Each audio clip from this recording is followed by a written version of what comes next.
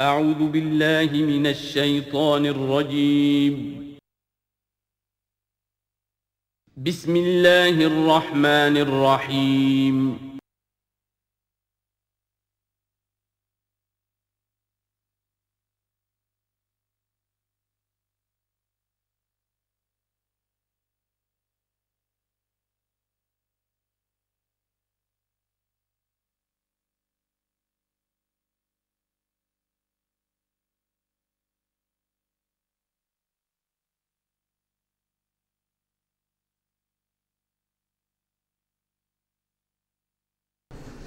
الحمدللہ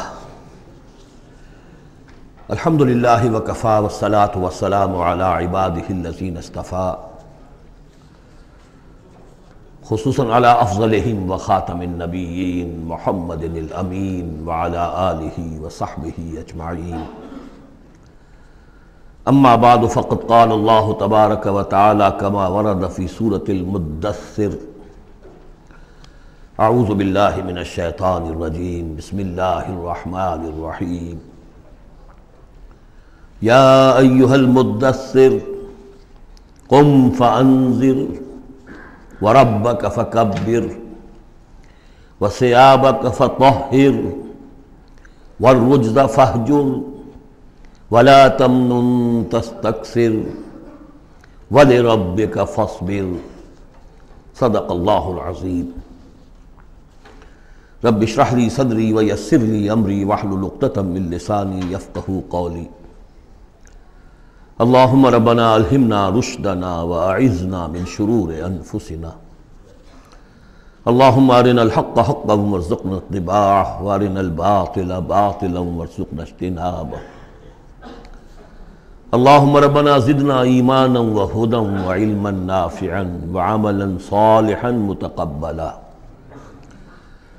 اللہم ربنا آنس وحشتنا فی قبورنا وارحمنا بالقرآن العظیم اللہم اجعلہ لنا اماما ونورا وہدا ورحمہ اللہم ذکرنا منہ ما نسینا وعلمنا منہ ما جہلنا وارزقنا تلاوتہ آناء اللیل واطراف النہار واجعلہ لنا حجتا یا رب العالمین آمین۔ سورۃ المدثر کے بارے میں ایک روایت یہ بھی ہے کہ اس کی جو پہلی 7 آیات ہیں یہ پہلی وحی ہے جو حضور پر نازل ہوئی،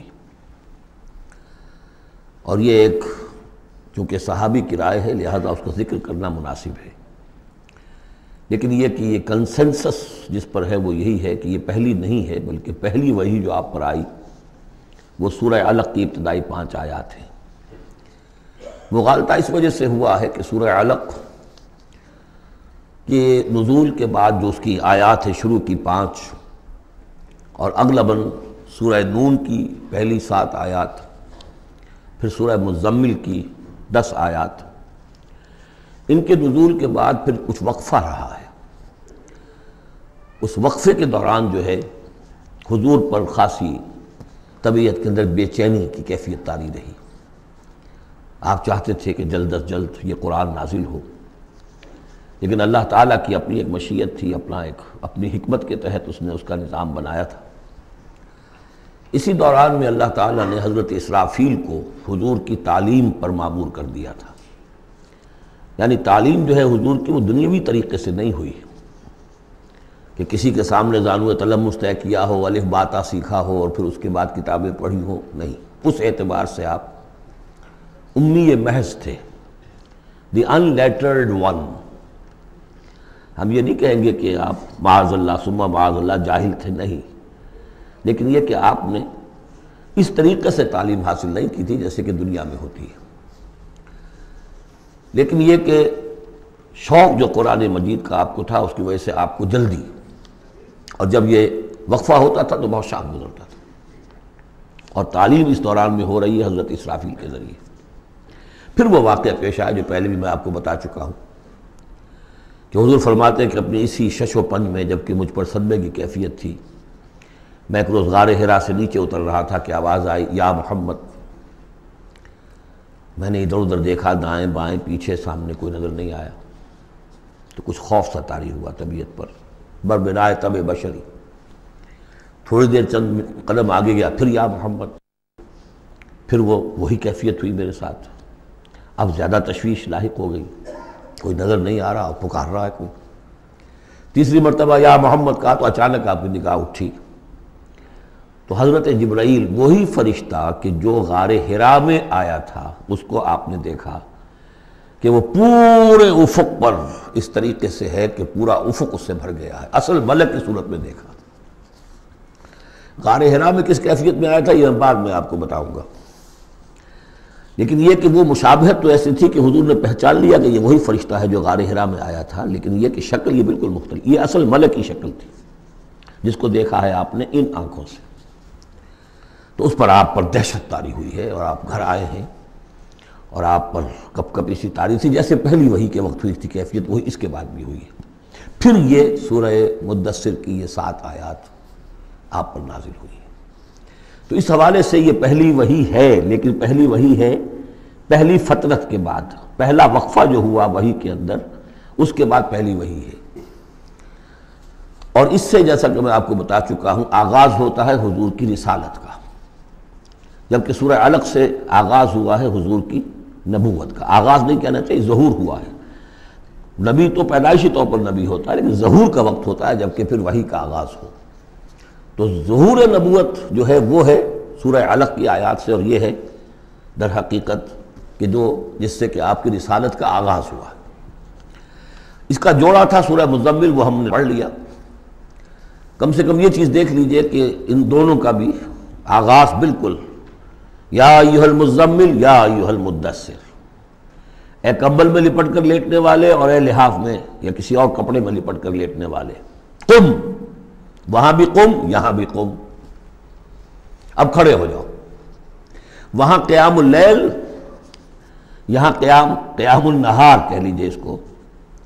وہ رات کا قیام تھا، یہ دن کا قیام ہے۔ اس رات کے قیام سے آپ کے اندر روحانی ترقی کو بڑھانا مقصود تھا، تاکہ جو بھاری بوجھ آپ کے کندھوں پر یہ سورہ مدثر کی آیات کے حوالے سے آنے والا ہے، اگرچہ آپ معراج انسانیت میں پہلے سے فائز تھے، وَإِنَّكَ لَعَلَىٰ خُلُقٍ عَظِيمٍ، یہ تو ہم سورہ نون میں پڑھ چکے، لیکن یہ کہ اس بوجھ کو اٹھانے کے لیے عام انسانی اخلاق سے بھی بلندتر روحانی طاقت کی ضرورت تھی، اور وہ اسی طریقے سے پیدا ہو سکتی تھی کہ یہ قرآن مجید کو آپ خوب کوٹ کوٹ کر اپنے اندر اس کو داخل کیجئے، جذب کیجئے۔ رتل القرآن ترتیلا، ہیمر اٹ ڈاؤن۔ حالانکہ کتنا قرآن اس وقت نازل ہوا تھا، مطلب repeat repeat and repeat and repeat, جیسے آپ زور زور سے کسی چیز کو ہیمر کرنے کے لیے ٹھوک رہے ہیں تو اس کو ہیمر کرتے ہیں۔ تو میں تو یہی لفظ استعمال کرتا ہوں، قرآن کو hammer it down into your heart, آپ کے دل میں، آپ کے پورے وجود میں یہ سرات کر جائے، جس کو اقبال نے خوبصورتی سے کہا، چوں بجاں در رفت جاں دیگر شود، جب جان کے اندر یہ قرآن سرایت کرتا ہے۔ اب یہ جو سورہ مدثر ہے، اس میں البتہ اس کی پہلی 3 آیات بڑی اہم ہیں، اور اس کو اچھی طرح سمجھ لیجئے۔ ایک ایک آیت کو سمجھیے، یا ایھا المزمل یا ایھا المدثر، ان دونوں سے ایک بات سمجھ لیجئے کہ حضور کی زندگی کا ایک خاص دور ہے جو ان کے پس منظر میں ہے، جب آپ پر غور و فکر کا، سوچ بچار کا غلبہ ہو گیا تھا۔ آپ ایک بڑے عملی انسان تھے، میں آپ کو بتا چکا ہوں، بچپن اسرت میں گزرا ہے، پھر لڑکپن، اور پھر اور جو ہے جس کو ہم کہتے ہیں ڈالوسنس، وہ بھی سخت مشقت میں گزری ہے۔ پھر آپ نے کاروبار کیا ہے تو ایک سمجھیے کہ ملازم کی حیثیت سے یا عامل کی حیثیت سے کیا ہے، سرمایہ آپ کے پاس تو تھا نہیں، سرمایہ دوسروں کا ہوتا تھا۔ پھر ایسا ہوا ہے کہ اللہ تعالیٰ نے حضرت خدیجہ رضی اللہ تعالیٰ عنہا کا رجحان پیدا کر دیا، شادی ہو گئی، تو کم سے کم یہ کہ دنیاوی اعتبار سے، مالی اعتبار سے آپ اب اطمینان بخش صورت پیدا ہو گئی۔ پھر آپ نے کاروبار کیا، کھل کر کاروبار کیا، لیکن اچانک حضرت عائشہ صدیقہ فرماتی ہیں جب آپ کی عمر شریف 40 برس کے لگ بھگ ہوئی تو آپ کے اندر خلوت گزینی محبوب ہو گئی، حبب الیہ خلا، ملنا جلنا اب طبیعت مائل نہیں ہے۔ پہلے ہم کہہ سکتے ہیں کسی طور سے ایکسٹروورٹ انداز بھی تھا، لیکن اب اس کا وہ بیلنسنگ پارٹ آ رہا ہے انٹروورٹ کا، اب غور و فکر اندرونی۔ میرے نزدیک ایک ہی فرد نوع بشر ہے جو کلیتاً بیلنسڈ ہے، انٹروورٹ اور ایکسٹروورٹس کے درمیان، اور وہ محمد الرسول اللہ ہے، ایک ہی ہے۔ بہرحال اس پر جو دور آیا سوچ بچار کا، تو جو آپ غار حرا میں جا کر بیٹھتے تو کیا کرتے تھے؟ الفاظ حدیث میں آئے ہیں حضرت عائشہ سے جو منقول ہے، کانا یتحنس فی، وہاں کچھ عبادت کرتے تھے۔ اب عبادت کیا کرتے تھے؟ تو شارحین حدیث کا اس پر اتفاق ہے کہ کانا تحنس ہی تعبد ہی فی غار حرا التفکر والاعتبار، غور و فکر، سوچ بچار، یہ کیا ہے، معاشرے کی حالت کیا ہے، اخلاقی زوال کی انتہا ہے، اس پر غور و فکر، کہ اسی عرصے میں پھر وحی آئی۔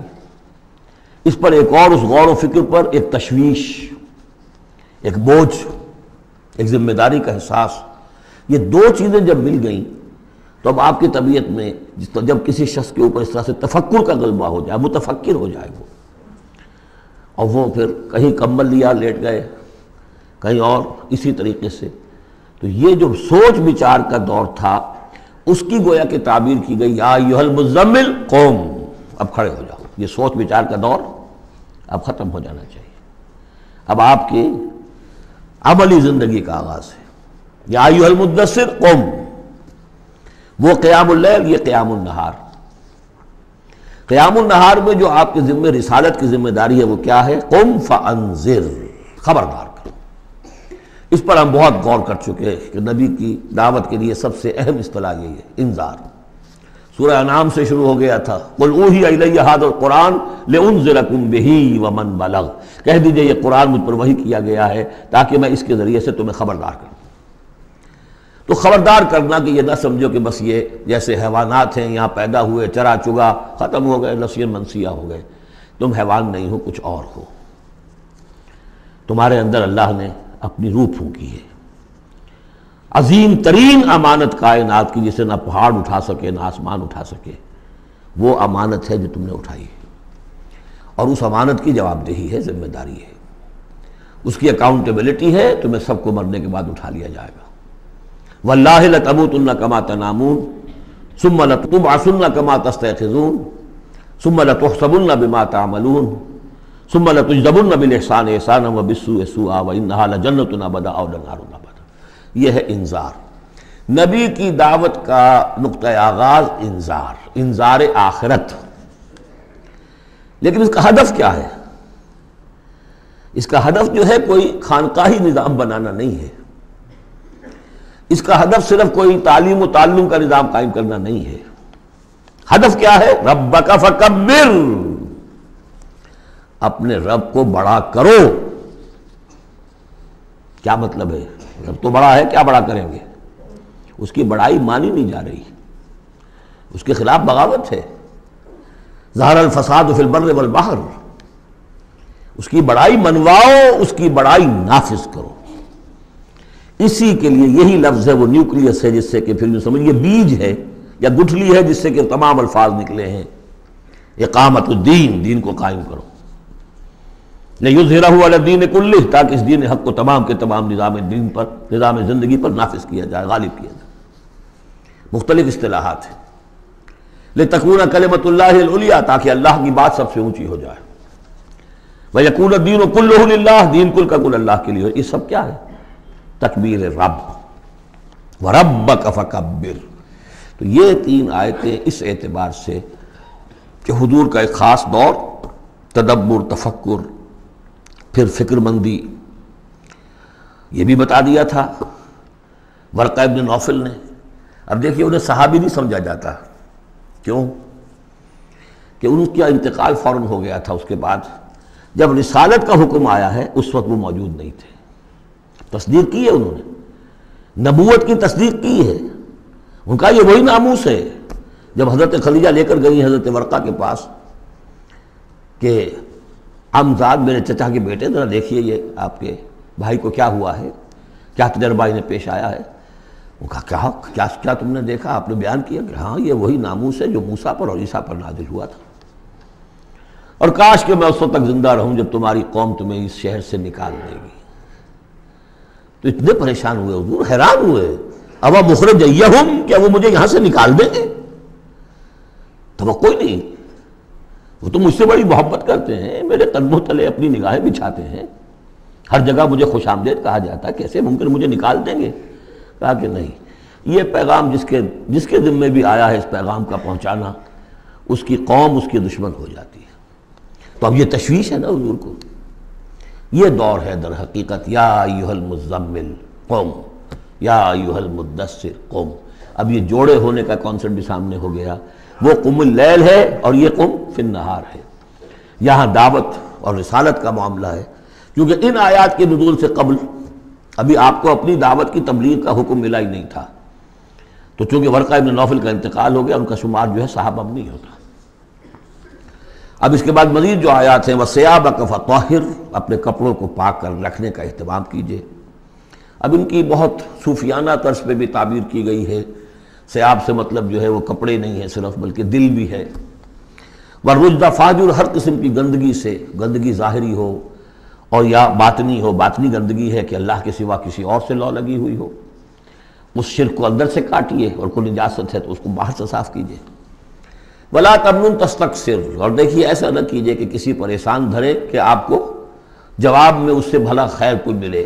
آدمی کرتا ہے میں دے رہا ہوں، یہ ملے گا واپس، یہ بھی کبھی دے گا، آپ اس کو زیادہ چاہنے کی توقع بھی نہ دیجئے۔ یہ تو عام ترجمہ کیا گیا ہے، لیکن مجھے پسند ہے جو مولانا اصلاحی صاحب نے ترجمہ کیا ہے، وَلَا تَمْنُن، منن کے معنی توڑنے کے بھی ہوتے ہیں، کاٹ دینا۔ وَلَا تَمْنُن، دیکھو اپنی اس جد و جہد کو، اپنی اس جو بھی آپ کے ذمہ فرض منصبی عائد کیا گیا ہے، اس کے ضمن میں اپنی کوشش کو منقطع نہ کر دینا، جو بھی حالات ہوں جاری رکھنا۔ تستکثر، بہت بڑے نتیجے نکلیں گے انشاءاللہ، کثرت کے ساتھ آپ کو وقت تو لگے گا، لیکن یہ کہ پھر آپ کا جو ہے بول بالا ہوگا۔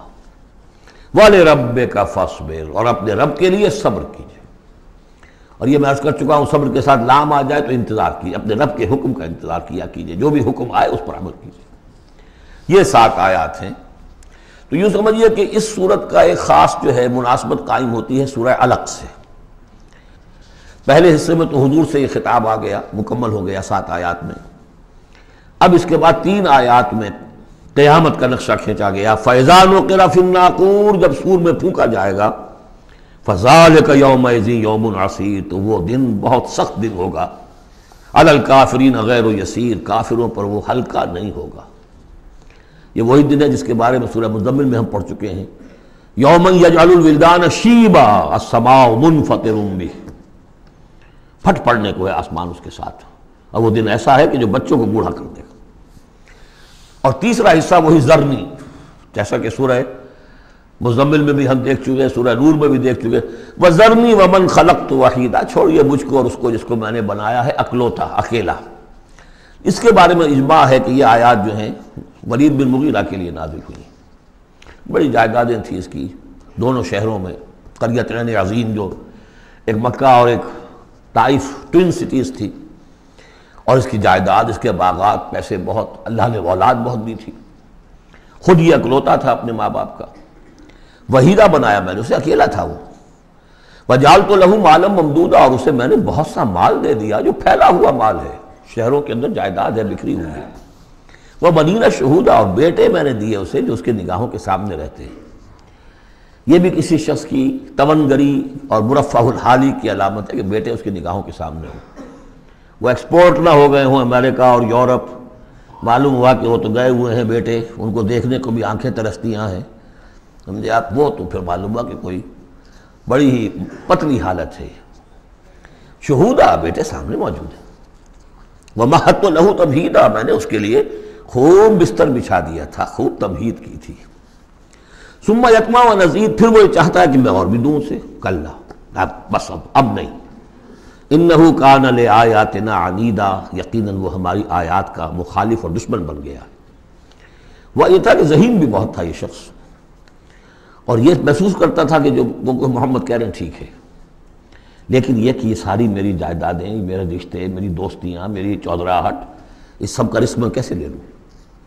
تو یہی وہ شخص ہے جو سب سے زیادہ کمپرومائز کے لیے آپ پر زور ڈالتا تھا کہ محمد اس طرح نہ کرو، کچھ نہ کچھ اپنی بات منوا لو، کچھ لوگوں کی مانو۔ یہ جو رفت پڑ رہی ہے، a house divided amongst itself can not stand, قریش جو ہیں آپس میں تقسیم ہو جائیں گے تو پھر ہماری حیثیت کیا رہے گی؟ بہت مدبر انسان تھا، ایسا نہیں تھا کہ تو یہ اس کی ساری ذہانت اور فطانت جو ہے، جس کو آپ ورلڈلی وائز کہتے ہیں، وہ بہت ذہین تھا اس اعتبار سے، اس دنیا کے حوالے سے۔ اور وہی شخص تھا، تو اس کا معاملہ یہ ہوا کہ ایک مرتبہ یہ کہیں گفتگو ہو رہی تھی بیٹھ کر چوپال میں کہ کیا کہیں ہم میں سے کوئی کہتا ہے یہ جادوگر ہے، کوئی کہتا ہے یہ شاعر ہے، باہر سے لوگ آتے ہیں، وہ جب سنتے ہیں مختلف قول تو وہ پریشان ہو جاتے ہیں، وہ سمجھتے ہیں کہ یہ خود پریشان ہے۔ جب یہ مختلف الخیال ہیں تو چلو میں خود جا کے اس شخص سے مل کر دیکھوں وہ کیا ہے۔ تو اس سے بہتر یہ کہ ہم ایکا کریں، ایک بات کہیں۔ تو اب یہ کہ کیا کہیں، اس پر مسئلہ پیدا ہو گیا۔ تو اب یہ کہ یہ گیا تھا حضور کے پاس بات کرنے، اور وہاں انہیں کچھ اندیشہ ہوا کہ یہ تو کچھ اثر ہو گیا، معلوم ہوتا بدل گیا۔ یہ واپس آیا ہے، پوچھا کہ کیا خیال ہے، کیا ہم اسے کہیں کہ شاعر ہے؟ کہ نہیں، میں شاعروں سے مجھ سے خوب واقف ہوں، جو محمد کلام پیش کر رہے ہیں وہ شعر نہیں ہے، شاعر نہیں، کچھ اور چیز۔ اچھا ہم کاہن کہہ دیں انہیں؟ کہ نہیں نہیں، میری کاہنوں سے تعلقات ہیں، دوستیاں ہیں، میں جانتا ہوں کاہنوں کا کردار کیسا ہوتا ہے، کاہن کے قول کیسا ہوتا ہے، وہ ذو معنیین بات کرتے ہیں، ادھر بھی لگ جائے ادھر بھی لگ جائے، یہ کرتا ہے دو ٹوک بات۔ تو پھر کیا کہیں؟ ان کو یہ سمجھ میں آیا کہ یہ تو گیا، اس پر تو جادو چل گیا محمد کا۔ لیکن اس نے جب تیور دیکھے تو کہا، یہ کہا جا سکتا ہے کہ یہ جادو ہے جو منقول ہے، پیچھے سے چلا آ رہا ہے۔ اب یہ جو اس کی گفتگو میں جو اس کی رد و قضا ہوئی ہوگی، ضمیر نے ملامت کی، کچھ نے ضمیر کو دبایا، کچھ اپنی مصلحتوں کو سامنے رکھ کر جو بات، اس کا ایک نقشہ کھینچا گیا ہے یہاں، فصاحت و بلاغت کی انتہا ہے۔ سأرهقه صعودا، میں اسے چڑھائی چڑھواؤں گا، وہ عذاب جو ہم پہلے بھی پڑھ چکے ہیں، یسلک عذابا صعدا، وہ عذاب کے جو جس کی سختی اور شدت بڑھتی چلی جائے۔ انہ فکر وقدر، اس نے غور کیا، کچھ اندازہ کیا کہ حق کو ماننے کا کیا نتیجہ نکلتا ہے، نہ ماننے کا کیا نتیجہ نکلتا ہے، وہ بیلنس بنا رہا ہے اپنے ذہن میں۔ انہ فکر وقدر فقتل کیف قدر، تو ہلاک ہو جائے، کیسا غلط اس نے اندازہ ٹھہرایا۔ ثم قتل کیف قدر، پھر ہلاک ہو جائے، کیسا غلط اندازہ ٹھہرایا۔ ثم نظر، پھر اس نے ذرا دیکھا، جیسے کہ کہہ رہا غور و فکر، لوگ دیکھیں غور و فکر کر رہا ہے۔ ثم عبس وبصر، پھر ذرا وہ اپنا منہ بسورا اور ماتھے کے اوپر بھی کچھ وہ بل لے آیا۔ ثم ادبر واستکبر، اور پھر ذرا اس نے تکبر کے ساتھ اپنی پیچھے کو مڑا۔ فقال ان ھذا الا سحر یؤثر، اس نے کہا نہیں بس ٹھیک ہے، یہ جادو ہے جو چلا آ رہا ہے، محمد کا کلام جو ہے جادو ہے، جادو اثر تو ہے۔ ان ھذا الا قول البشر، لیکن ہے بہرحال یہ انسانی کلام، یہ جو محمد کا دعویٰ ہے کہ یہ اللہ کا کلام ہے، یہ نہیں۔ سأصلیہ سقر، اب اس پر جو اللہ کا غضب بھڑک رہا ہے، ان قریب میں اس کو ڈالوں گا آگ میں۔ وما ادراک ما سقر، اور تمہیں کیا معلوم کہ وہ سقر کیا ہے۔ لا تبقی ولا تذر، نہ باقی رہنے دے گی نہ چھوڑے گی، موت بھی نہیں آئے گی۔ لواحۃ للبشر، انسان کی کھال کو جھلس ڈالے گی۔ علیہا 19، اور اس پر 19 ہیں داروغہ، سرہنگ 19۔ یہاں تک تو یہ یوں سمجھیے کہ اسی آہنگ میں بات چلی آ رہی ہے، وہی چھوٹی چھوٹی آیتیں، وہی انداز، وہی فلو۔ آگے بڑی طویل آیت آ گئی ہے، یہ بالکل سورہ مزمل کی طرح ہے۔ وہاں جو طویل پھر آیت آئی ہے جس پر کہ ایک پورا رکوع مشتمل ہے، وہ بعد میں نازل ہوئی ہے۔ تو یہ آیت بھی بعد میں نازل ہوئی ہے۔ لوگوں نے کہا ہوگا یہ 19 کیا، کچھ تماشا بنا لیا لوگوں نے، اچھا بھائی 19 یہ فرشتے صرف وہاں، تو کوئی ڈر کی بات نہیں ہے۔ کسی نے کہا 10 کو تو میں نبٹ لوں گا، باقی کا تم بندوبست کر لینا، 19 ہی ہے نا، تو ایسی کون سی بڑی تعداد ہے۔ تو یہ جو استہزاء کا موضوع بنا ہے، اس پر یہ آیت اتری۔ وما جعلنا اصحاب النار الا ملائکہ، اور یہ جہنم کے جو داروغہ ہیں ہم نے وہ فرشتوں کو بنایا ہے، وہ انسان نہیں ہے جو تم یہ ایک ایک آدمی 10 کو سنبھال لے گا۔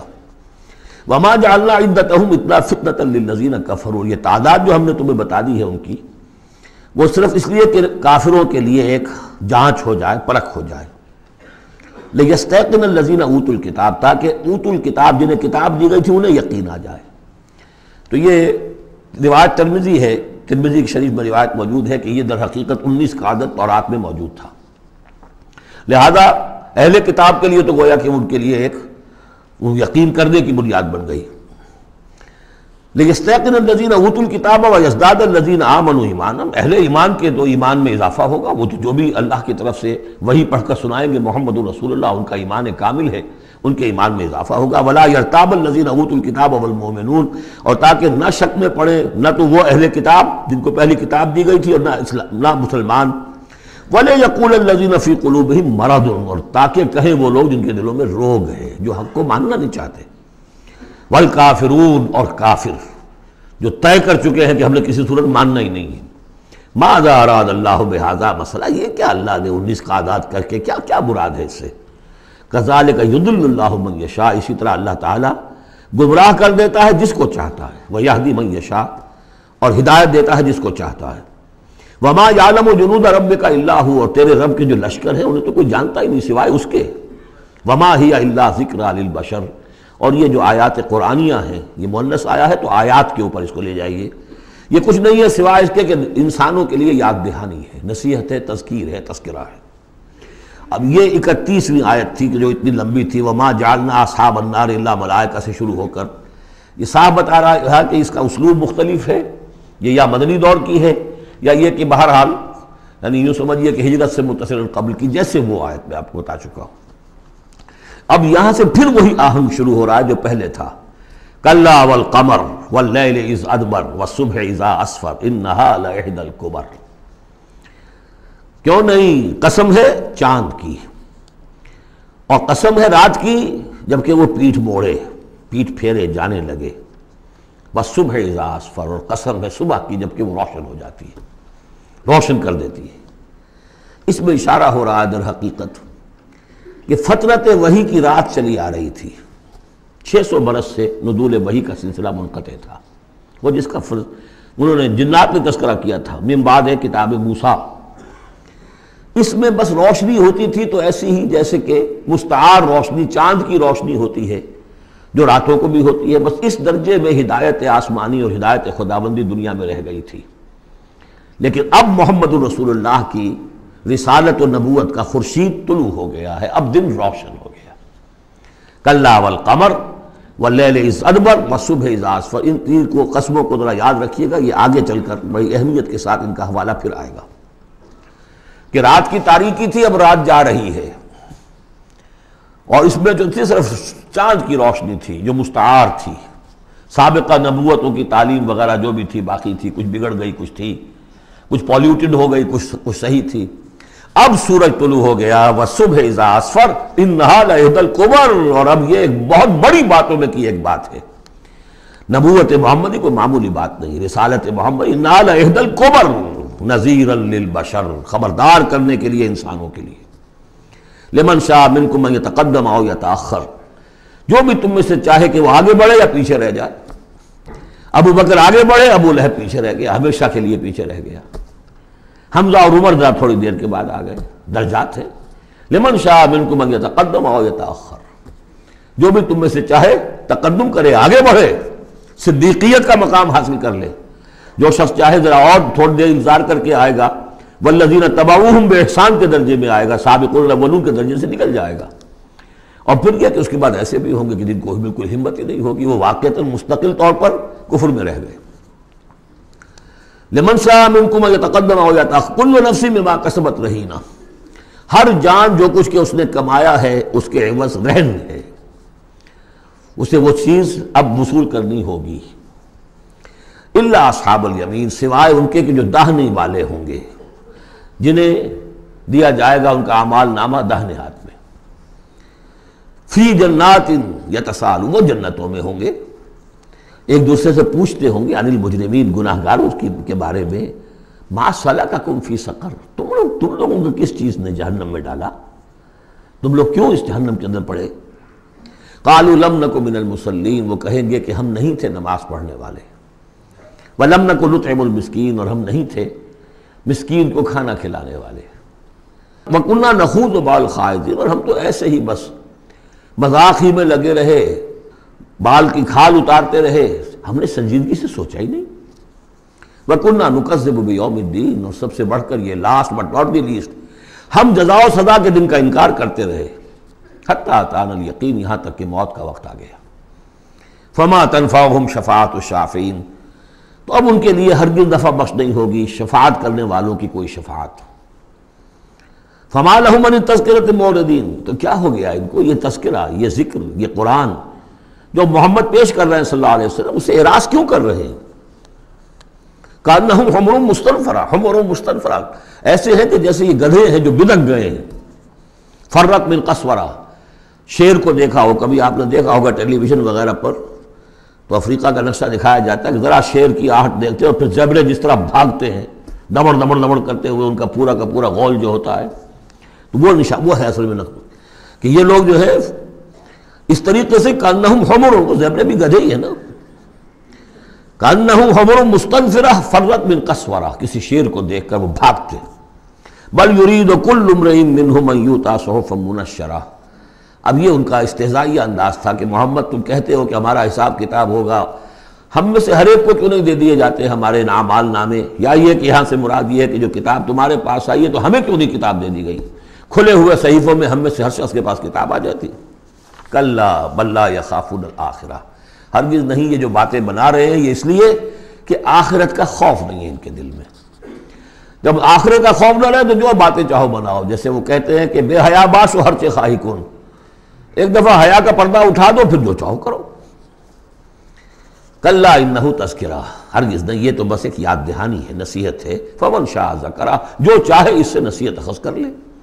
وما یذکرون الا ان یشاء اللہ، اور یہ نہیں اس سے نصیحت اخذ کر سکیں گے کوئی بھی مگر یہ کہ اللہ چاہے۔ هو اہل التقوی و اہل المغفرہ، وہ ڈرنے کے لائق بھی ہے اور وہی مغفرت کا مجاز بھی ہے، جس کو چاہے وہ مغفرت کر سکتا ہے۔ اہل التقوی و اہل المغفرہ، یہ ہے سورہ مدثر۔ اب آگے چلیے، جوڑا آ رہا ہے سورۃ القیامہ اور پھر اس کا جوڑا ہے سورۃ الدہر۔ بسم اللہ الرحمن الرحیم۔ لا اقسم بیوم القیامہ ولا اقسم بالنفس اللوامہ ایحسب الانسان ان لن نجمع عظامہ۔ یہ سورت جو ہے بہت ہی حسین اور بہت منفرد سمجھیے کہ نمائندہ ایک سورت ہے قرآن مجید کی۔ اس کا جو خطاب کا انداز ہے، جو میں نے شروع میں آپ کو جو انٹروڈکٹری لیکچرز دیے تھے، کہ اس کا اسلوب جو ہے وہ خطابت کا ہے۔ قرآن کو ہم کہہ سکتے ہیں کہ it's a collection of divine orations، اللہ تعالیٰ کے خطبات، مجموعہ خطبات الہیہ۔ تو مختلف مواقع پر جیسے کہ خطیب کو خطبہ دیتا ہے تو اس طریقے سے اللہ تعالیٰ نے یہ صورتیں نازل کی ہیں۔ حضور پڑھ کر سناتے تھے تو آپ کا انداز بھی خطیبانہ ہوتا تھا۔ حدیث میں آتا ہے کہ جب آپ خطبہ دیتے تھے تو آپ کی آواز بلند ہو جاتی تھی، اعلیٰ صوتہ احمرت عیناہ، آنکھیں سرخ ہو جاتی تھی، اور آپ اس طریقے سے خطبہ دیتے تھے جیسے کہ کوئی سپہ سالار اپنے فوجیوں کو للکار رہا ہے، بڑھا رہا ہے کہ لڑو اور آگے بڑھو، یہ انداز ہوتا تھا۔ تو اس طرح کا خطبہ اس میں آپ دیکھیں گے، ابھی بات ایک طرف ہو رہی ہے، ابھی کسی اور طرف ہو گئی، کبھی کسی تحویل الخطاب، اس کے لیے بہت، پھر یہ کہ 4-6 آیتیں آئیں گی ایک خاص قسم کے آہنگ میں، خاص قسم کے قوافی تو ہم کو نہیں کہنا چاہیے، تو یہ آتے ہیں، وہی انہی حروف پر صورتیں ختم ہو رہی ہیں، وہی سٹائل ہے، پھر وہ سٹائل بدلے گا، پھر 4-6 صورتیں اس دوسرے انداز کی ہوگی، پھر 4-6 تیسرے انداز کی ہوگی۔ تو یہ آپ صورت جو ہے فصاحت و بلاغت میں بھی فلو بے انتہا ہے، اور خطیبانہ انداز، اور اس میں تحویل الخطاب۔ پس منظر میں کیا ہے کہ وہ لوگ ہیں کہ جو انکار کریں کوئی قیامت نہیں ہو سکتی، کیسے ممکن ہے کہ جب کہ انسان مر چکے ہوں گے اور مٹی ہو جائیں گے پھر اٹھا دیا جائے، یہ ممکن نہیں ہے۔ تو اس کا جواب ہے جو دیا جا رہا ہے، لا اقسم بیوم القیامہ۔ لا یہاں پر ان کے خیالات کی نفی نہیں، میں قسم کھاتا ہوں قیامت کے دن کی۔ تمہیں شک ہے اور مجھے اتنا یقین ہے کہ میں قسم کھا رہا ہوں قیامت کے دن کی۔ ولا، اور پھر نہیں، اقسم بالنفس اللوامہ، میں قسم کھاتا ہوں نفس لوامہ کی۔ نفس لوامہ کون سا نفس ہے انسان میں، جسے ہم ضمیر کہتے ہیں، کانشنس، ملامت کرنے والا دل۔ My conscience is biting me، میرا ضمیر مجھے ملامت کر رہا ہے۔ کوئی آپ برا کام کرتے ہیں تو ضمیر اندر سے کوئی شے ہے، تو کیوں ہے یہ؟ اگر کوئی نیکی نہیں، بدی نہیں، تو یہ اندر کی خرش کیوں ہو جاتی ہے؟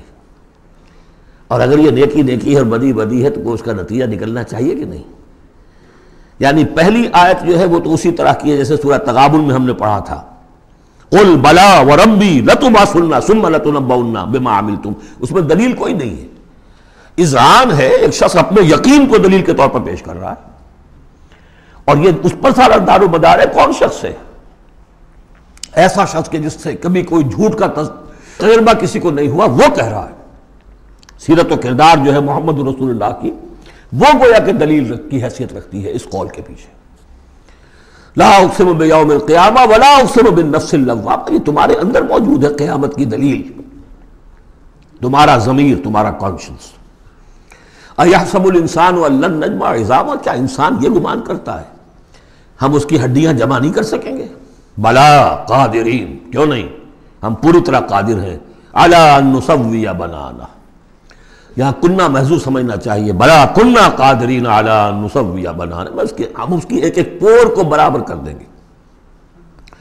بل یرید الانسان لیفجر امامہ، اصل سبب جو ہے آخرت کے انکار کا وہ یہ ہے کہ انسان چاہتا ہے کہ فسق و فجور جس کا عادی ہو گیا اسے جاری رکھے، حرام خوری چھوڑنی نہیں، جس عیش کا خوگر ہو گیا ہوں اس کو چھوڑ نہیں سکتا، قیامت کو مانوں گا تو پھر دیکھنا پڑے گا کیا غلط ہے، کیا صحیح ہے، کیا جائز ہے، کیا ناجائز ہے۔ اس لیے جیسے کہ بلی کو دیکھ کر کبوتر آنکھ بند کر لے، اب ظاہر بات ہے کہ وہ بلی تو نہیں ختم ہو جائے گی، تو در حقیقت یہ قیامت سے آنکھیں چراتے ہیں، آنکھیں بند کر رہے ہیں، اس لیے کہ انہیں پتا ہے کہ ہم نے کیا آگے بھیجا ہے اور آگے بھی کرنے کا وہی ارادہ ہے۔ بل یرید الانسان لیفجر امامہ یسأل ایان یوم القیامہ، پوچھتا ہے بڑے استہزائی انداز میں، اچھا جی کب ہوگا یہ قیامت کا دن؟ تو جواب بھی اسی انداز میں ہے، یوم ہم علی النار یفتنون کی طرح۔ فرمایا فاذا برق البصر، جب وہ قیامت آئے گی نگاہیں چدھیا جائیں گی، خسف القمر، چاند بے نور ہو جائے گا، یا یہ کہ چاند دھس جائے گا سورج کے اندر، وجمع الشمس والقمر، اور سورج اور چاند یکجا کر دیے جائیں گے۔ یہ جو ہے کشش ثقل کا جو باہمی ثقل ہے ان کروں کا، اس کے نظام میں ذرا سی کہیں گڑبڑ ہو اور پھر تو یہ سب کے سب ایک دوسرے سے ٹکرائیں گے۔ فَإِذَا بَرِقَ الْبَصَرُ وَخَسَفَ الْقَمَرُ وَجُمِعَ الشَّمْسُ وَالْقَمَرُ يَقُولُ الْإِنسَانُ يَوْمَئِذٍ أَيْنَ الْمَفَرُّ، یہی انسان اس دن کہے گا ہے کوئی جگہ بھاگ جانے کی؟ کلا، نہیں، لا وزر، کوئی ٹھکانہ نہیں ہے۔ اِلَىٰ رَبِّكَ يَوْمَئِذٍ الْمُسْتَقَرُّ، اس دن تو تمہیں اپنے رب ہی کے حضور میں جا کھڑے ہونا ہے۔ يُنَبَّأُ الْإِنسَانُ يَوْمَئِذٍ بِمَا قَدَّمَ وَأَخَّرَ، اور جتلا دیا جائے گا انسان کو اس دن جو کچھ اس نے آگے بھیجا ہوگا، جو پیچھے چھوڑا ہوگا۔ ہم اعمال نیک ہوں یا بد ہوں، اس کا کچھ حصہ آگے بھیج دیتے ہیں اپنی زندگی میں، کچھ اس کے پیچھے جو اثرات چلتے ہیں اس کا حساب بھی بعد میں جاری رہتا ہے، وہ ڈیبٹ کریڈٹ جو ہے ہمارے کھاتے میں ہوتا رہے گا۔ تم نے یہ نیک کام شروع کیا تھا، آگے آگے پھیل رہا ہے، تو جو اور اس کام میں شریک ہے ان کا اجر بھی رہے گا، وہ پورا رہے گا، ان کے اجر میں سے کمی نہیں ہوگی، لیکن اتنا ہی حساب آپ کے کام میں بھی درج ہوتا رہے گا۔ اسی طریقے سے کسی نے برا کام شروع کیا تھا، جب تک جہاں تک اس کے اثرات جائیں گے تو انسان کو بتا دیا جائے گا یہ تو آپ نے اپنی موت سے پہلے آگے ہی بھیج دیا تھا، یہ تو آپ کے وہ اعمال ہیں، اور یہ ذرا وہ ہے پیچھے اس کے جو اثرات ہیں۔ بل الانسان علی نفسہ بصیرہ، اور انسان کو تو جتلانے کی ضرورت بھی نہیں ہوگی کہ بتایا جائے، ہر انسان کو خود معلوم ہوگا کہ میں کتنے پانی میں ہوں۔ انسان اپنے نفس پر خود بصیرت رکھتا ہے۔ وَلَوْ أَلْقَىٰ مَعَاذِيرَ، چاہے کتنے ہی وہ بہانے پیش کرے۔ ہوتا ہے کہ انسان کوئی شخص جو ہے بڑا چرب زبان ہے اور وہ اپنے آپ کو بالکل ریشنلائز کر لیتا ہے اپنے طرز عمل کو، میں نے ٹھیک کیا، صحیح کیا، کوئی غلط بات نہیں ہے، عذرات موجود ہیں، تو معترضین کی تو زبان بند ہو جاتی ہے، اب کچھ نہیں کہہ سکتے، لیکن یہ کہ اس کا دل اس کو بتا رہا ہوتا ہے کہ تو جھوٹا ہے۔ بل الانسان علی نفسہ بصیرہ ولو القیٰ معاذیرہ لا تحرک بہ لسانک لتعجل بہ، عجلت والا مضمون یہ بالکل ابتدا میں یہاں آیا تھا۔ اے نبی آپ اس قرآن کے، اب دیکھیے اب گفتگو حضور سے شروع ہو گئی، ابھی تک انسان جو منکرین تھے ان کی بات ہو رہی تھی، شروع میں امامہ، عظامہ، قیامہ، اور اس کے بعد بصر، قمر، مفر، وزر، مستقر، اب یہ پھر اس کے بعد بصیرہ، معاذیرہ، اب اس کے بعد اور بدل رہے ہیں۔ لا تحرک بہ لسانک لتعجل بہ، آپ اس قرآن کے ذریعے سے قرآن کے ساتھ اپنی زبان کو تیزی سے حرکت نہ دیں کہ جلدی سے آپ اس کو یاد کر لیں۔ ان علینا جمعہ وقرآنہ، ہمارے ذمے ہے اس کو جمع کر دینا اور پڑھوا دینا، جمع بھی کر دینا کہ اس میں سے کوئی حصہ جو ہے آپ بھولیں نہیں، اور قرآن بھی اس کی ترتیب بھی ہم بتاتے جائیں گے کہ اب جو وہی آئی ہے اس کو کہاں رکھنا ہے، تاکہ اس کی ترتیب معین ہو جائے۔ فَإِذَا قَرَأْنَاهُ فَاتَّبِعْ قُرْآنَهُ، پھر جب ہم پڑھوائیں اس کو جس ترتیب سے اسی کی پیروی کیجیے گا۔ یہ ترتیب وہ ہے ترتیب مصحف جس کے تحت کہ قرآن مرتب کیا گیا، اور ہم مانتے ہیں کہ یہ ترتیب نزول کی نہیں ہے، نزول کے ساتھ ہی اللہ تعالیٰ کا حکم آتا تھا کہ اب یہ وہی فلاں جگہ ہوگی۔ ثم ان علینا بیانہ، پھر ہمارے ذمے ہے اس کو واضح کر دینا بھی، جیسے کہ ہم دیکھ چکے ہیں قرآن مجید کی تبیین کرتا ہے۔ سورہ نساء میں 2 احکام کے بارے میں آئے گا، یستفتونک، اور حالانکہ وہ حکم آ چکا ہے سورہ نساء میں پہلے، لیکن لوگوں نے سوال کیا قل اللہ یفتیکم فی الکلالہ، تو جاؤ اللہ واضح کر دیتا ہے، تم پر ابھی واضح نہیں ہوئی کلالہ کی بات، لو واضح کر دیتا ہے۔ تو قرآن کے اندر بھی بعد میں واضح کر دی گئی چیزیں، اور یہ کہ پھر حدیث جو ہے سب سے بڑی شے ہے کہ جو اس کی بیان کرنے والی ہے۔ وہ جو انزلنا الیک الذکر لتبین للناس ما نزل الیہم، یہ ذکر ہم نے اے محمد آپ پر نازل کیا ہے تاکہ آپ واضح کریں اس کو ان لوگوں کے لیے جن کے لیے ہم نے اسے نازل کیا ہے۔ نازل آپ پر کیا ہے، صرف آپ کے لیے تو نہیں کیا ہے آپ پر، نازل کیا ہے لوگوں کے لیے۔ اب ان کو واضح کرنا، اس کے اندر کہیں اگر کوئی اشکال ہو تو اسے حل کرنا، کہیں کوئی اگر اجمال ہے تو اس کی تفصیل بیان کرنا، یہ آپ کا کام۔ کلا بل تحبون العاجلہ، کوئی نہیں، تمہارا اصل مرض یہ ہے کہ تم عاجلہ سے محبت کرتے ہو، یہ اس دنیا کی زندگی سے محبت کرتے ہو۔ دیکھیے اب پھر خطاب شروع ہو گیا کفار سے۔ وَتَذَرُونَ الْآخِرَةَ، اور آخرت کو تم چھوڑ دیتے ہو، نظر انداز کر دیتے ہو۔ وجوہ یومئذ ناظرہ، حالانکہ بہت سے چہرے اس دن ہوں گے تر و تازہ۔ میدان قیامت میں کھڑے ہوں گے تو جیسے اسکول چلڈرن کھڑے ہوتے ہیں اپنا رزلٹ سننے کے لیے، تو بعضوں کے چہرے کھلے ہوتے ہیں، پہلے سے معلوم ہے انہیں کیا کچھ کر کے آئے تھے، اور بعض کے چہروں کے اوپر دھواں ہے، اس لیے ہے کہ انہیں پتا ہے کہ کیا ہی کچھ نہیں تھا، فیل تو ہونا ہی ہونا ہے۔ تو چاہے اب رزلٹ ڈکلیئر نہیں ہوا، رزلٹ ان کے چہروں پر لکھا ہوا ہے۔ تو وجوہ یومئذ ناظرہ، بہت سے چہرے ہوں گے تر و تازہ، الی ربہا ناظرہ، اپنے رب کی طرف دیکھتے ہوئے۔ اس میں بعض لوگوں نے یہ کہا ہے کہ ناظرہ سے مراد ہے انتظار کر رہے ہوں گے اپنے رب کی رحمت کا، اس لیے کہ رؤیت باری تعالیٰ جو ہے وہ تو ممکن نہیں ہے کہ میدان حشر میں ہو جائے، لیکن میرے نزدیک انہی حضرات کی رائے زیادہ صائب ہے جو سمجھتے ہیں کہ رؤیت ہوگی۔ اہل ایمان کو عین میدان حشر میں بھی ایک درجے کی رؤیت باری تعالیٰ سے مشرف کیا جائے گا، یہ مضمون آ جائے گا سورہ مطففین میں واضح ہو جائے گا۔ اس کے برعکس وجوہ یومئذ باسرہ، بہت سے چہرے ہوں گے اس روز سوکھے ہوئے، اترے ہوئے، اداس۔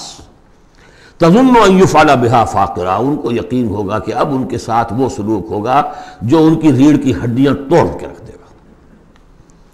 کلا اذا بلغت التراقی، اب ایک نقشہ دکھایا جا رہا ہے، ایک تو بڑی قیامت ہے، فاذا برق البصر وخسف القمر وجمع الشمس والقمر یقول الانسان یومئذ این المفر۔ ایک تو وہ ایک قیامت ہے جو فرد کی قیامت ہے، موت جب آتی ہے، قیامت صغریٰ۔ کلا اذا بلغت التراقی، جب یہ جان آ کے پھنس جاتی ہے ہنسلیوں میں۔ وقیل من راق، کہا جاتا ہے کوئی جھاڑ پھونک کرنے والا۔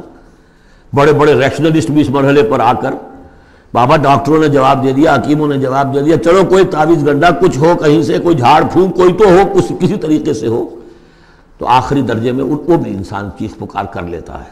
قیل من راق، ہے کوئی جھاڑ پھونک نہ کرنے والا۔ وظن انہ الفراق، اور گمان ہو گیا اس کو کہ اب تو فراق ہے، جانا ہے، یہ گھر بھی چھوڑنا ہے جو بڑے چاؤ سے بنایا تھا، اور یہ آل اولاد کو بھی چھوڑ کر جانا ہے۔ والتفت الساق بالساق، اور وہ جو جان کندنی کا عالم ہوتا ہے تو پنڈلی پنڈلی سے لپٹ رہی ہے، جان نکلنی شروع ہوتی ہے جسم کے نچلے حصے سے۔ الی ربک یومئذ المساق، اس دن تو تمہیں اپنے رب ہی کی طرف دھکیلے جانا ہے۔ پھر بدل گئے قوافی، فلا صدق ولا صلی، تو نہ اس نے تصدیق کی نہ نماز پڑھی، ولیکن کذب وتولی، بلکہ جھٹلا دیا اور پیٹھ موڑ لی۔ تصویر لفظی ہے جو نقشہ اس وقت ہوتا تھا۔ ثم ذهب الی اہلہ یتمطیٰ، اور پھر چلا اپنے گھر والوں کے پاس اکڑتا ہوا جا رہا ہے۔ حضور کی بات کو تو نظر انداز کر دیا، امشو، چلو چلو یہاں سے، واسبروا علی آلہتکم، صبر کرو، جا کے جمے رہو اپنے آلہہ پر۔ ذهب الی اہلہ یتمطیٰ، اولیٰ لک فاولیٰ ثم اولیٰ لک فاولیٰ، افسوس ہے تجھ پر اور افسوس ہے تجھ پر، اور پھر افسوس ہے تجھ پر، اور پھر افسوس ہے تجھ پر۔ ایحسب الانسان ان یترک سدی، کیا انسان یہ سمجھتا ہے کہ اسے یوں ہی چھوڑ دیا جائے گا، کوئی باز پرس نہیں، کوئی حساب کتاب نہیں، کوئی جواب طلبی نہیں، کوئی اجر نہیں، کوئی سزا نہیں، کوئی جزا نہیں۔ الم یکن نطفۃ من منی یمنا، کیا نہیں تھا وہ ایک گندے پانی کی بوند جو ٹپکائی گئی؟ ثم کان علقا، پھر وہ ایک جوک کے مانند تھا کہ جو رحم مادر کی دیوار کے ساتھ چمٹی ہوئی تھی، علقۃ فخلق فسوا، پھر اسی کو اس نے بنایا، اسی میں نقش و نگار بنا دیے، اسی میں آنکھیں آ گئیں، اسی میں کان آ گئے، اسی میں کیا کیا بنایا، فی ظلمات ثلاث، تین پردوں کے اندر، فجعل منہ الزوجین، اسی سے بنا دیے، کسی کو نر کسی کو مادہ، کسی کو مؤنث کسی کو مذکر۔ الیس ذلک بقادر علی ان یحیی الموتى، عقل کے اندھو یہ سوچو وہ ہستی جو یہ سب کچھ کر رہی ہے وہ اس پر قادر نہیں ہوگی کہ مردہ کو زندہ کر دے؟ جو تمہارا مشاہدہ ہے گندے پانی کی ایک بوند سے، افلاطون بھی اسی سے آ گیا، اور مقرات بھی، اور سقراط بھی، اور ظاہر بات ہے انبیاء بھی وہیں سے آئے ہیں۔ کہاں سے آئے ہیں؟ ایک ہی استثناء ہے نا حضرت عیسیٰ علیہ السلام کا، باقی تو سب کہاں سے آئے؟ وہیں سے آئے۔ سارے اولیاء اللہ کہاں سے آئے؟ وہیں سے آئے۔ گندے پانی کی بوند، اس سے کیا کچھ وہ بناتا ہے۔ تو تمہارا یہ خیال ہے کہ وہ مردہ کو زندہ نہیں کر سکے گا، اتنا عاجز ہو گیا۔ افعینا بالخلق الاول بل ہم بالخلق الجدید۔ اس کے بعد جیسا کہ یہ سوال ہے، بلا کیوں نہیں؟ پروردگار یقیناً الیس ذلک بقادر بلا نشہد انک قادر علی ان تحیی الموتى، ہم اس پر گواہ ہیں۔ سورۃ الدہر۔ اب دیکھیے جس مضمون سے سورہ قیامہ ختم ہوئی تھی، جوڑا وہاں سے شروع ہو رہا ہے۔ بسم اللہ الرحمن الرحیم، هل اتى علی الانسان حین من الدہر لم یکن شیئا مذکورا، کیا انسان پر نہیں آیا تھا ایک وقت ایسا بھی اس دہر میں سے، اس زمانے میں سے انسان نکلا ہے نا۔ قلزم ہستی سے تو ابرا ہے مانند حباب، تو قلزم ٹائم، اس ٹائم کا بھی ایک بہت بڑا سمندر ہے، اسی سے ہم ابھر کر آئے ہیں۔ هل اتى علی الانسان حین من الدہر لم یکن شیئا مذکورا، قابل ذکر شے ہی نہیں تھا وہ، کوئی پسند کرتا ہے اس کا ذکر کرنا؟ اب کیا کرے، قرآن میں تو لفظ آتا ہے، اس کو ہمیں ترجمہ کرنا پڑتا ہے، ورنہ ظاہر بات ہے کہ آدمی پسند بھی نہیں کرتا کہ اس کا ذکر کیا جائے۔ اس چیز سے لم یکن شیئا مذکورا، وہ شے جو زبان پہ لانے کے لائق نہیں ہے، اس سے پیدا کیا گیا۔ انا خلقنا الانسان من نطفۃ امشاج، ہم نے انسان کو پیدا کیا ہے ملے جلے نطفے سے۔ اب بتائیے کہ اس کو کیا سمجھا ہوگا پہلے، جبکہ معلوم نہیں تھا۔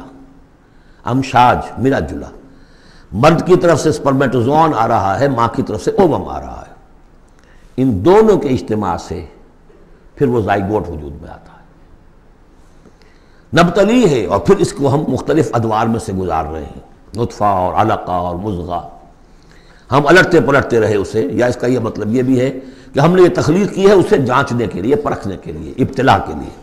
فَجَعَلْنَاهُ سَمِيعًا بَصِيرًا، پھر ہم نے اس کو بنا دیا سننے والا، دیکھنے والا۔ اِنَّا هَدَيْنَاهُ السَّبِيلَ، اور پھر ہم نے اسے راہ سجھا دی۔ فطرت کے اندر وہ راہ کی ہدایت موجود ہے، ایمان ہے ہماری روح کے اندر۔ ہدیناہ السبیل، ہم نے وہ راستہ دکھایا ہوا ہے اس کو، اندھا بہرا نہیں بھیجا دنیا کے اندر، ایک اسے ظاہری آنکھ دی ہے، ایک باطنی آنکھ بھی دی ہے اسے، روح پھونکی ہے اس میں۔ انا ہدینا سبیل، اور اس کے بعد اس کو آزادی دے دی، اما شاکرا و اما کفورا، چاہے تو شکر گزار بن کر زندگی گزارے اور چاہے ناشکرا ہو کر۔ البتہ ان دونوں حالتوں میں انجام مختلف ہوگا۔ انا اعتدنا للکافرین سلاسل واغلالا وسعیرا، کافروں کے لیے ہم نے تیار کر رکھی ہے زنجیریں اور طوق اور دہکتی ہوئی آگ۔ اس کے برعکس ان الابرار یشربون من کاس کان مزاجھا کافورا، ہمارے نیکوکار بندے جو ہوں گے وہ پئیں گے اس پیالے میں سے جس میں کافور کی ملونی ہوگی، شراب طہور اور اس میں کافور ملی ہوئی۔ عین یشرب بہا عباد اللہ یفجرونہا تفجیرا، اور یہ چشمہ ہوگا جس کے پاس بیٹھ کر، جس کے کنارے بیٹھ کر پئیں گے اللہ کے بندے، اور وہ اس چشمے کو جس طرح چاہیں گے اپنے اپنے علاقوں کے اندر اس کی شاخیں نکال کر لے جائیں گے۔ یوفون بالنذر، وہ نذر کو پورا کرتے ہیں۔ وَيَخَافُونَ يَوْمًا كَانَ شَرُّهُ مُسْتَطِيرًا، اور ڈرتے رہتے ہیں اس دن سے جس کا کہ شر پھیل جانے والی شے، قیامت کا دن۔ وَيُطْعِمُونَ الطَّعَامَ عَلَىٰ حُبِّهِ مِسْكِينًا وَيَتِيمًا وَأَسِيرًا، اور کھانا کھلاتے ہیں وہ اس کی محبت پر یا اس کی محبت کے علی الرغم۔ دونوں ترجمے اس کے، اللہ کی محبت میں کھلاتے ہیں کھانا، یا اس کھانے یا مال کی محبت کے علی الرغم کھلاتے ہیں۔ نفس میں تو اس کے بخل ہے، شوق ہے، لیکن یہ کہ اس شوق کے خلاف وہ کام کر رہا ہے، حل چلا رہا ہے اپنے اس دل کے اندر۔ متصدقین ان المصدقین والمصدقات وقرضوا اللہ قرضا حسنا مسکینا و یتیما و اسیرا، مسکین کو، یتیم کو اور اسیر کو۔ انما نطعمکم لوجہ اللہ، یہ بھی کہتے جاتے ہیں ہم آپ کو یہ کھانا کھلا رہے ہیں صرف اللہ کو راضی کرنے کے لیے، لا نرید منکم جزاء ولا شکورا، آپ سے ہمیں نہ کوئی بدلہ چاہیے یہاں تک کہ شکریہ بھی نہیں چاہیے، ہم تو جو کام کر رہے ہیں صرف اپنے رب کو راضی کرنے کے لیے۔ انا نخاف من ربنا یوما عبوسا قمطریرا، ہمیں ڈر ہے اپنے رب کی طرف سے ایک ایسے دن کا کہ جس کی اداسی جو ہے وہ بڑی سختی ہوگی۔ قمطریرا، عبوسا قمطریرا کہتے ہیں کسی شخص کو جس کے چہرے پہ کبھی مسکراہٹ آتی نہ ہو، منہ سے قمطریرا ہے۔ وہ دن ایسا ہوگا کہ اس دن کسی کے چہرے پر مسکراہٹ نظر نہیں آئے گی۔ فوقاہم اللہ شر ذلک اليوم، تو اس دن کے شر سے اللہ تعالیٰ اپنے ان بندوں کو بچا لے گا۔ ولقاہم نظرۃ وسرورا، اور ان کو ملاقات کرا دے گا، ان کے لیے تو اب جو وہاں پر استقبال کرنے والی ہوگی تر و تازگی اور سرور اور مسرت۔ وجزاہم بما صبروا، اور بدلہ دے گا انہیں ان کے صبر کا جو انہوں نے صبر کیا دنیا میں، حلال پر اکتفا کی، اپنے فرائض ادا کیے، چاہے فاقے آ گئے، چاہے جان دینی پڑ گئی، تو اس کے ان صبر کے بدلے میں انہیں ملے گا جنت رہنے کے لیے، حریر ریشم پوشاک کے لیے پہننے کے لیے، متکئین فیہا علی الارائک، بیٹھے ہوئے ہوں گے اس میں تختوں کے اوپر، لا یرون فیہا شمسا ولا زمہریرا، نہیں دیکھیں گے اس میں کوئی سختی نہ دھوپ کی اور نہ ٹھنڈ کی۔ زمہریر بہت سخت سردی جس میں کم کبھی طاری ہو جائے، دھوپ جو ہے سخت تیز گرم، یہ شکل ہوگی نہیں، معتدل موسم ہر وقت۔ ودانیۃ علیہم ظلالھا، اور اس کے جو سائے ہیں وہ ان کے اوپر پھیلے ہوئے ہوں گے، جھکے ہوئے ہوں گے۔ وذللت قطوفھا تذلیلا، اور درختوں کے جو خوشے ہوں گے پھلوں کے وہ بھی نیچے کی طرف لٹکے ہوئے ہوں گے۔ ویطاف علیہم بآنیۃ من فضۃ واکواب کانت قواریرا، اور ان پر گردش میں ہوں گے لوگ جو بھی ان کے خادم ہوں گے، وہ ایسے برتن لے کے کہ جو چاندی کے ہوں گے، اور ایسے آب خورے یا کپ کہ جو شیشے کے بنے ہوں گے، لیکن یہ شیشہ نہیں ہوگا، قواریرا من فضۃ، چاندی ایسی ہوگی کہ جس کے تھرو آپ دیکھ سکیں وہ چاندی جو ہے ہوگی چاندی لیکن شیشے کے مانند، قواریرا من فضۃ قدروہا تقدیرا، جس کو کہ بڑے اس کے پیمانے اور ماپ بنا کر رکھے گئے ہیں، ان لوگوں نے بنا دیے۔ وَيُسْقَوْنَ فِيهَا كَأْسًا كَانَ مِزَاجُهَا زَنْجَبِيلًا، پلائے جائیں گے اس میں وہ جام کہ جس میں ملونی ہوگی سونٹھ کی، عَيْنًا فِيهَا تُسَمَّىٰ سَلْسَبِيلًا، یہ بھی ایک چشمہ ہوگا جنت میں جس کا نام ہے سلسبیل۔ وَيَطُوفُ عَلَيْهِمْ وِلْدَانٌ مُخَلَّدُونَ، اور ان پر ہر وقت گردش میں رہیں گے ان کے وہ لڑکے، وہ چھوکرے، وہ ان کے بوائز، ان کے خادم جو ہمیشہ اسی عمر کے اسی شکل میں رہیں گے۔ اذا رأیتہم حسبتہم لؤلؤا منثورا، اور وہ بھی جب تم انہیں دیکھو گے محسوس کرو گے کہ جیسے یہ تو لؤلؤا موتی ہے بکھرے ہوئے، وہ بھی نہایت خوبصورت ہوں گے۔ وَإِذَا رَأَيْتَ ثَمَّ رَأَيْتَ نَعِيمًا وَمُلْكًا كَبِيرًا، جہاں بھی دیکھو گے وہیں دیکھو گے کہ نعمتیں ہی نعمتیں ہیں اور بڑی بادشاہی ہے جو اللہ نے دے دی ہے اپنے نیک بندوں کو۔ عالیہم ثیاب سندس خضر واستبرق، ان کے اوپر ہوں گے کپڑے باریک ریشم کے، سبز و استبرق، اور گاڑھے کے، نیچے کے جسم کے لیے گاڑھا لباس اور اوپر کے لیے باریک لباس۔ وَأَحُلُّوا أَسَاوِرَ مِن فِضَّةٍ، انہیں کنگن پہنائے جائیں گے چاندی کے۔ وَسَقَاهُمْ رَبُّهُمْ شَرَابًا طَهُورًا، اور پلائے گا انہیں ان کا پروردگار پاک مشروب، شراب جو پاک ہوگا۔ إِنَّ هَذَا كَانَ لَكُمْ جَزَاءً، اور کہا جائے گا یہ آپ لوگوں کا بدلہ ہے۔ وَكَانَ سَعْيُكُمْ مَشْكُورًا، اور یقیناً آپ کی جد و جہد، آپ کی بھاگ دوڑ دنیا میں جو آپ نے کی اللہ کے لیے، اللہ کے دین کے لیے، وہ سفل ہوئی، مقبول ہو گئی، اس لیے آپ کو یہ چیزیں بدلے میں ملی ہیں۔ اِنَّا نَحْنُ نَزَّلْنَا عَلَيْكَ الْقُرْآنَ تَنزِيلًا، اے نبی ہم نے آپ پر اس قرآن کو اتارا ہے بطرز تنزیل، تھوڑا تھوڑا کر کے۔ فَاصْبِرْ لِحُكْمِ رَبِّكَ، بس انتظار کیجئے اپنے رب کے فیصلے کا، یعنی آپ جلدی نہ کیجئے، یہ وہاں اس کے مقابلے میں آ گیا۔ وَلَا تُحَرِّكْ بِهِ لِسَانَكَ لِتَعْجَلَ بِهِ إِنَّ عَلَيْنَا جَمْعَهُ وَقُرْآنَهُ، ہم نے اسے بطور تنزیل ہی نازل کرنا ہے، تو آپ ذرا انتظار کیا کیجئے رب کا۔ وَلَا تُطِعْ مِنْهُمْ عَاصِمًا أَوْ كَفُورًا، اور یہ جو کشاکش اب شروع ہو رہی ہے اس میں بھی آپ کو بہت صبر کرنا پڑے گا، نہ صرف قرآن کے لیے صبر کرنا پڑے گا، ان تمام اس سارے کشاکش میں لیکن یہ کہ آپ کسی گناہگار اور ناشکرے کی بات سنیے ہی نہ، ان کی باتوں پر دھیان ہی نہ دیجیے۔ وَاذْكُرِ اسْمَ رَبِّكَ بُكْرَةً وَأَصِيلًا، اور اپنے رب کے نام کی مالا جپا کیجیے صبح شام۔ وَمِنَ اللَّيْلِ فَاسْجُدْ لَهُ، اور رات کے ایک حصے میں اس کے لیے سجدہ کیا کیجیے۔ وَسَبِّحْهُ لَيْلًا طَوِيلًا، اور رات کے بڑے حصے میں تسبیح کیجیے۔ یہ وہی حکم چلا آ رہا ہے، ابھی ابتدائی دور کا ہے چونکہ، تو ابتدائی دور میں تو یہ نمازیں 5 وقتہ نہیں تھے، سارا معاملہ رات ہی کا تھا۔ سورہ مزمل سے چلا آ رہا ہے معاملہ، قم اللیل الا قلیلا نصفہ وانقص منہ قلیلا اور زد علیہ ورتل القرآن ترتیلا، تو لیلا طویلا۔ بعد میں جب 5 وقتہ نماز کا نظام آ گیا، اب اس کو مختصر کر کے تہجد، اور وہ بھی سب کے لیے نہیں، وہ بھی حضور کے لیے فرمایا نافلۃ لک، ومن اللیل فتہجد بہ نافلۃ لک۔ حضور کے لیے تو وہ بھی بمنزلہ فرض تھی، لیکن باقی لوگوں کے لیے نفل ہے، وہ جو چاہیں کریں۔ لیکن حضور کے لیے بھی وہ نفل جو ہے وہ فرض کے حکم میں ہے، یعنی نفلی فرض ہے، وہ اضافی فرض ہے کہ باقی سب نمازیں فرض ہیں ہی ہے، ایک اضافی فرض ہے آپ کے لیے نافلۃ لک، باقی سب کے لیے وہ نفل ہے۔ ان هؤلاء يحبون العاجلة ويذرون وراءهم يوما ثقيلا، یہ لوگ اصل میں دنیا کو دنیا سے محبت کرتے ہیں۔ دیکھیے وہی مضمون آ گیا جو سورہ قیامہ میں، کلا بل تحبون العاجلة وتذرون الآخرة وجوہ یومئذ ناظرۃ الی ربها ناظرہ۔ تو ان هؤلاء يحبون العاجلة ويذرون وراءهم يوما ثقيلا، یہ محبت کرتے ہیں اس عاجلہ سے، اس نقد زندگی سے، فوری زندگی کو، اور چھوڑے بیٹھے ہوئے ہیں جو ان کے پیچھے ایک بڑا بھاری دن آنے والا قیامت کا دن، اس کا تصور نکالا ہوا ہے۔ یوما یجعل الولدان شیبا السماء منفطر بہ وراءهم یوما ثقیلا، جو ان کے پیچھے بھاری دن ہے۔ نحن خلقناہم وشددنا اسرہم، ہم نے ہی ان کو تخلیق فرمایا اور ان کے جوڑ خوب مضبوط باندھے ہیں۔ وَإِذَا شِئْنَا بَدَّلْنَا أَمْثَالَهُمْ تَبْدِيلًا، جب چاہیں گے ان جیسے اور لے آئیں گے ان کو بدل کر۔ تو تیسرا مقام ہے کہ جس سے دلیل یہ ملتی ہے کہ جب باعث بعد الموت ہوگا تو ہم جیسے ہمارا جسم ہے ویسا ہی جسم ہمیں دیا جائے گا۔ باقی وہ مفہوم بھی اس میں لوگ نکالتے ہیں کہ اللہ چاہے تو کسی ایک قوم کو ہٹائے دوسری کو لے آئے، لیکن میرے نزدیک چونکہ تخلیق کے ساتھ ہے یہ، اس لیے نحن خلقناہم وشددنا اسرہم، پہلے جو ہم نے بنایا ان کے جوڑ بند ہم نے مضبوط کیے ہیں۔ وَإِذَا شِئْنَا بَدَّلْنَا أَمْثَالَهُمْ تَبْدِيلًا، ایسے ہی اور بنائیں گے۔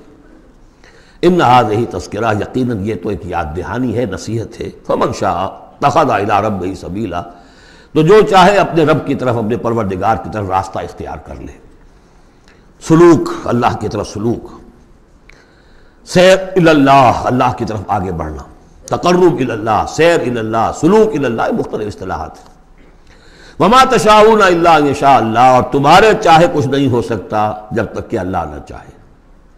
ان اللہ کان علیما حکیما، یقینا اللہ تعالی سب کچھ جاننے والا ہے، کمال حکمت والا۔ یدخل من یشاء فی رحمتہ، وہ داخل کرے گا اپنی رحمت میں جس کو چاہے گا۔ اب اس میں یشاء کا فاعل یہ بھی ہو سکتا ہے جو چاہے گا کہ داخل ہو، یعنی ومن اراد الآخرۃ وسعى لها سعیها وهو مؤمن، جس شخص نے آخرت کو اپنا اصل مقصود بنا لیا اور اس کے لیے محنت کی ویسی جیسی کہ اس کے لیے محنت کی جانی چاہیے اور وہ مومن ہو، فاولئک کان سعیہم مشکورا، ان کی سعی اور جہد جو ہے اللہ کے ہاں قبول ہوگی۔ تو دونوں اس کے ترجمے ہو سکتے ہیں، اللہ چاہے گا، اور ظاہر بات ہے کہ کوئی بھی کام ہو چاہے اس دنیا کا ہو آخرت کا ہو، ان دونوں مشیتوں کے ملنے سے ہوتا ہے۔ میں نے چاہا کہ اس شے کو اٹھاؤں، اللہ کا اذن ہوا تو میں اٹھا سکتا ہوں، ورنہ نہیں۔ تو کوئی کام بھی ہم نہیں کر سکتے۔ میں نے آپ سے عرض کیا تھا اہل سنت کے ہاں ہمارے اعمال بھی مخلوق ہیں اللہ کے، واللہ خلقکم وما تعملون، اللہ نے تمہیں بھی پیدا کیا اور جو تمہارے عمل ہیں ان کو بھی پیدا اللہ کرتا ہے۔ ہم کاسب اعمال ہیں اپنے نیت اور ارادے کی وجہ سے، لیکن خالق اعمال اللہ ہی ہے۔ وما تشاؤون الا ان یشاء اللہ ان اللہ کان علیما حکیما یدخل من یشاء فی رحمتہ والظالمین اعد لهم عذابا علیما۔ باقی رہ گئے ظالم، گناہگار، مشرک، ان کے لیے تو اس نے خوب تیار کیا ہوا ہے بہت ہی دردناک، المناک، تکلیف دہ عذاب۔ اللہم اعذنا من ذالک، اللہم اجرنا من ذالک، ربنا تقبل منا انک انت السمیع العلیم وتب علینا انک انت التواب الرحیم۔ بارک اللہ لی ولکم فی القرآن العظیم ونفعنی وإیاکم بالآیات والذکر الحکیم۔